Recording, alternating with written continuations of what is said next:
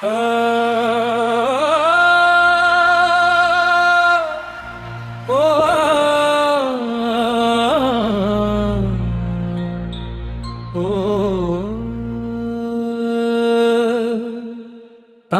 கருடத்தில் நம்பெருமாள் திகழும் ஒளியில் உலகம் இன்னும் ஸ்ரீரங்கம் வீதி முழுதும் இன்று சக்தி நிறைந்த திருவிழா.